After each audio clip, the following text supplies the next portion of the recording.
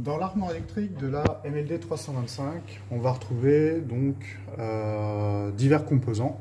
Donc tout d'abord les composants de protection. Donc ici on va retrouver donc un disjoncteur différentiel donc de 30 mA. À quoi on le reconnaît? Parce que ici je vais avoir mon petit bouton test qui va me permettre, voilà, si j'appuie dessus, de faire sauter mon système et ainsi de vérifier que mon disjoncteur, le jour où par malheur il y aura un court-circuit ou que je mets les doigts dans une prise, donc le différentiel, son boulot, ça sera de sauter, histoire de mettre en sécurité la machine et évidemment la personne. À côté, donc, je vais retrouver donc, un disjoncteur magnétothermique monophasé, parce qu'il faut savoir que sur cette machine, donc, on réceptionne du 230 volts. Ici, je vais avoir tout un système de portes fusibles. Donc, à quoi je vois que c'est un porte fusible? Parce que ici, j'ai en fait un tiroir. Et quand j'ouvre le tiroir, je vais retrouver ici mon fusible avec un certain calibre. Donc ici, j'ai un fusible de calibre 4 ampères, 1038, protection 4 ampères. Ensuite, je vais avoir d'autres disjoncteurs magnétothermiques. Et ensuite, au niveau protection, je vais avoir la partie sécurité, où là, je vais retrouver mon relais de sécurité, mon module de sécurité, suivant les marques, qui lui va recevoir les informations de chaque arrêt d'urgence, de chaque capteur de porte, et qui va informer l'automate, donc le cerveau de la machine, pour lui dire si la machine est bien en sécurité ou non. Donc sur cette machine, enfin sur cet appareil-là, je vais avoir le bouton mise en énergie qui va interroger le relais de sécurité et qui lui après va transmettre l'information directement à l'automate qui va se situer ici au centre de la machine. Donc là, j'ai mon automate avec l'étiquette API, API qui symbolise automate programmable industriel. Juste à côté du relais de sécurité, je vais retrouver un bloc qui s'appelle 03AL1. Et ce bloc-là, c'est une alimentation stabilisée. En gros, cette alim-là va recevoir un 230 volts alternatif. À quoi je vois que c'est de l'alternatif? Parce que ici, j'ai un petit voyant avec une petite vague. Donc ça, c'est la symbolique de l'alternatif. Et il va ressortir une énergie continue. Et il va me ressortir donc un 24 volts courant continu. À quoi je vois que j'ai un courant continu? C'est le fait d'avoir les repères plus et moins. Donc là, c'est du continu. Ensuite, je vais avoir donc une autre carte d'alimentation qui, elle, va recevoir pareil de 230 volts et me ressortir cette fois-ci un 12 volts courant continu par le plus et par le moins. Donc là, pourquoi j'ai deux alimentations? Parce que j'en ai une qui va peut-être être utilisée pour l'automate et l'autre alimentation qui sera utilisée pour un élément bien spécifique. Par exemple, sur cette machine, sur la 325, on va utiliser cette alim-là pour alimenter la balance. Ensuite, je vais avoir du relayage. Alors, ici, c'est ce qu'on peut appeler du contacteur de puissance ou contacteur moteur. À quoi je le vois? Sur les bornes, ici, je vois L1, L2, L3. Donc ça, généralement, sur un contacteur de puissance, c'est pour symboliser donc les trois phases qui peuvent arriver sur mon contacteur. Ensuite, je vais retrouver, donc là, j'ai 4 contacteurs de puissance. Je vais retrouver donc une carte de conversion. Donc cette carte-là, en fait, va être branchée directement à la balance. Ce qu'il faut savoir, c'est que la balance, une fois qu'elle aura mesuré le poids dans un flacon, le but, c'est que la balance puisse aller communiquer directement avec l'automate. Sauf qu'il faut voir que la balance et l'automate, ils parlent deux langues différentes. Donc on va avoir comme un traducteur. Donc ici, cette carte de conversion va permettre de transformer les données de la balance pour que l'automate puisse mieux les comprendre. Ensuite, je vais retrouver 4 variateurs de vitesse. Donc les 4 variateurs de vitesse ici vont envoyer une tension vers les moteurs à l'intérieur de la machine. Donc ici, je vais avoir 2 variateurs qui vont être en plus, mais qui ne vont pas être utilisés dans la machine, car ils font partie d'options qu'on n'a pas nous actuellement. Et si jamais un jour on voulait rajouter un moteur électrique, on n'aurait plus qu'à raccorder le moteur directement sur les variateurs. Ensuite, on va avoir des cartes switch. Donc en gros, il faut voir ça comme des borniers, mais pour câble Ethernet. Donc c'est comme un câble Internet qu'on pourrait avoir à la maison, hein, pour brancher la télé, pour brancher la box, la console.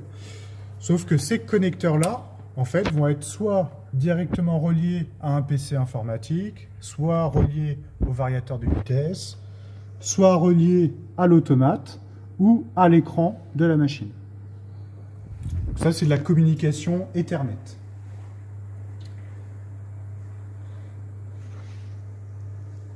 Et généralement, dans le bas d'une armoire électrique, on va retrouver donc les borniers.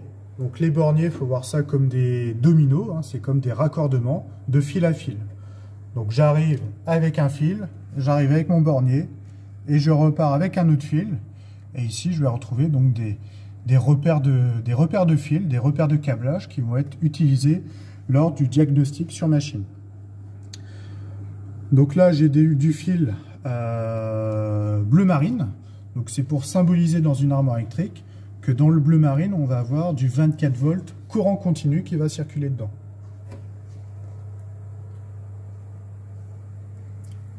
Donc là, mes commandes vont arriver directement à mon automate. Donc sur mon automate, je vais avoir une partie entrée automate et une partie sortie automate.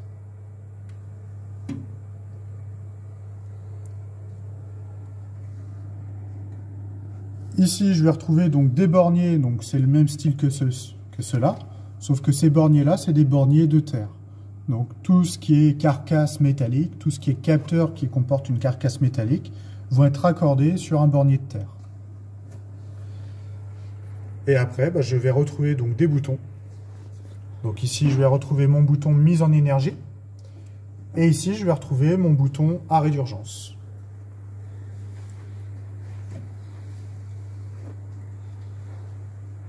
Et bien sûr, mon interrupteur sectionneur ici qui est en façade de mon armoire électrique.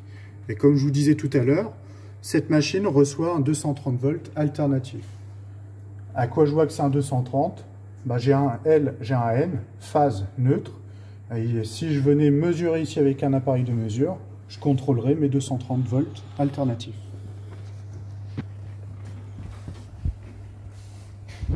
Ensuite, sur la partie pneumatique, je vais retrouver donc ma vanne 3 voies. Donc cette vanne avec une possibilité de condamnation. Donc ici, quand ma vanne est coupée, ici j'ai possibilité donc de placer un cadenas. Donc c'est comme un interrupteur sectionneur en électrique que je n'ai pas montré tout à l'heure, mais là on a possibilité de placer l'accroche du cadenas. Ensuite, on va retrouver le régulateur de pression qui va me permettre d'augmenter la pression ou de diminuer la pression. Donc là, en tournant dans le sens inverse des aiguilles d'une montre, je desserre le bouchon. Donc quand je desserre, j'applique moins de force et du coup ma pression va retomber. Et si je veux monter en pression, je vais serrer le bouchon. Et quand je serre, je vois mon aiguille ici, l'aiguille noire, qui va monter en pression. Donc là, actuellement, je suis réglé sur... Hop. Là, je suis réglé sur 6 bars. L'aiguille noire, c'est pour indiquer la pression actuelle. Et l'aiguille verte qui est derrière, c'est pour symboliser quelle pression au minimum il va me falloir pour que ma machine soit autorisée à fonctionner. En gros, cette aiguille-là va me permettre... cette aiguille-là, c'est mon réglage de pressostat.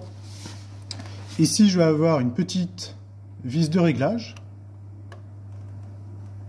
que je vais pouvoir augmenter ou diminuer.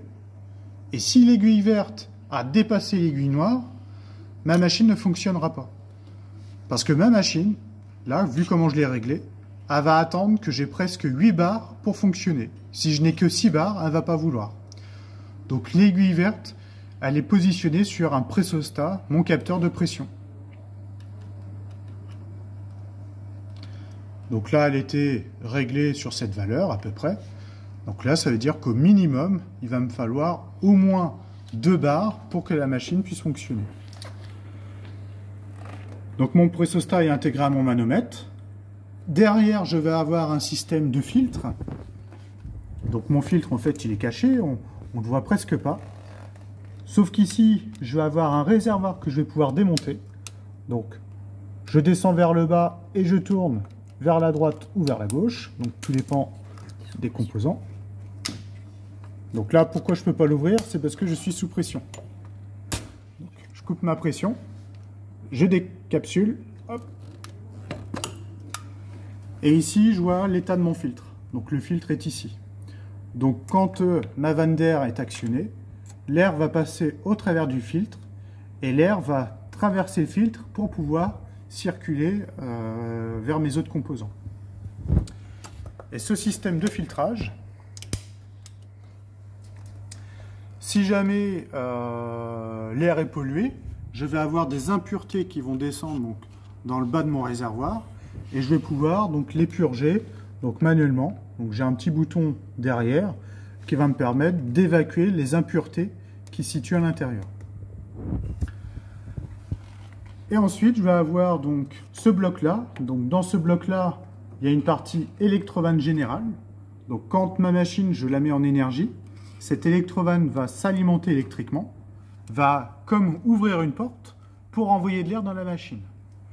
Et en même temps, à l'intérieur de ce bloc-là, je vais avoir comme un étrangleur qui va comme étrangler le tuyau ici, mais qui va se desserrer au fur et à mesure pour laisser passer l'air petit à petit au tout démarrage. Donc à l'intérieur, il y a ce qu'on appelle un démarreur progressif. Donc dans tout le bloc, il y a une électrovanne de mise sous pression, qu'on peut aussi appeler sectionneur pneumatique, et le démarreur progressif.